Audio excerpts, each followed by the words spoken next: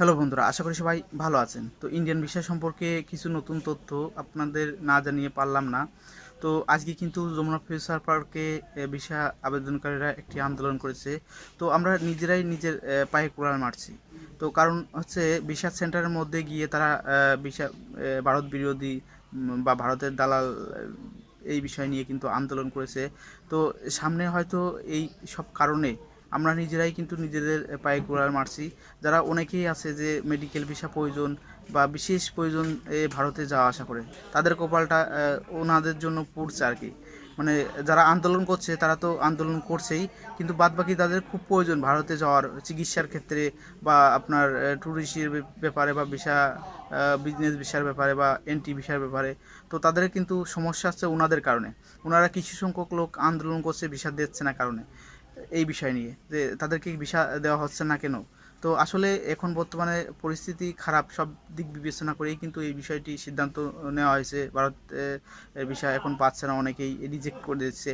তো এই বিষয়টি মেনে নিতে হবে আমাদের, কারণ আমাদের ভিসা সেন্টারগুলোতে কিন্তু নিরাপত্তাহীনতায় ভুগছে।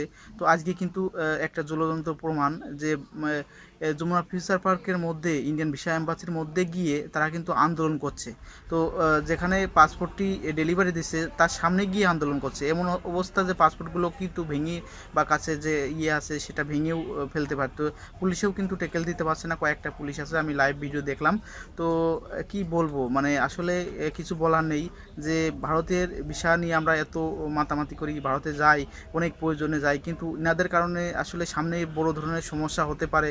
তো ইন্ডিয়ান হাই কমিশনার বা ইন্ডিয়ান যারা ভিসা দেয় তারা যদি এগুলো দেখে, তাদের আমাদের দেশের কিন্তু ভাবমূর্তি নষ্ট হচ্ছে বা আমাদের দেশের কিন্তু অনেক সমস্যা হতে পারে। কারণ অনেকেই কিন্তু প্রয়োজনে ভিসা লাগে, চিকিৎসা ব্যবস্থার ক্ষেত্রে কিন্তু বেশি প্রয়োজন হয়। অনেকেই কিন্তু বাইরে অনেকেই বলে সিঙ্গাপুর, মালয়েশিয়া বা অন্যান্য রাষ্ট্রে যেতে, কিন্তু আসলে সেগুলো অনেক টাকার ব্যবধানে আমরা পার্শ্ববর্তী দেশ ইন্ডিয়ায় যাই।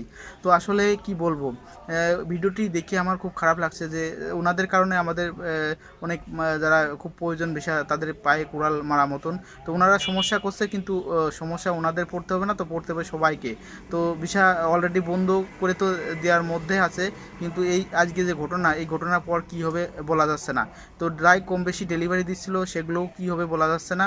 এখন নতুন করে কিন্তু ভিসা আবেদন গ্রহণ করছে না। তো সামনে আসলে যে বিষয়টি দেখলাম, এই বিষয়টি খুবই দুঃখজনক যে আমরা আসলে বুঝি না নাকি যে ভিসা সেন্টারের মধ্যে গিয়ে তারা আন্দোলন করছে। এই আন্দোলনটা তারা যদি পররাষ্ট্রমন্ত্রীর কাছে গিয়ে বা অন্য কোনো সিস্টেমের মাধ্যমে করতো, তাহলে ভিসা দিচ্ছে না কী কারণে বা নতুন আবেদন গ্রহণ করছে না কী কারণে, সেটি করলে হয়তো কিছু একটা সুবিধাজনক পাইতো। কিন্তু আজকে যে ইন্ডিয়ান ভিসা এম্বাসির মধ্যে দিয়ে গিয়ে এমন অবস্থা করেছে, এমন আন্দোলন করছে যে বিশাল, রীতিমতো বিশাল ভয়ানক বিষয়। তো যাই হোক, হয়তো আপনারা অনেকেই বিষয়টি দেখেননি, আমি স্ক্রিনশট কিছু দিয়ে দেবো কী অবস্থা, কী অবস্থার মধ্যে আছে। তো সামনে ইন্ডিয়ান ভিসার ব্যাপারে কী হবে বলা যাচ্ছে না।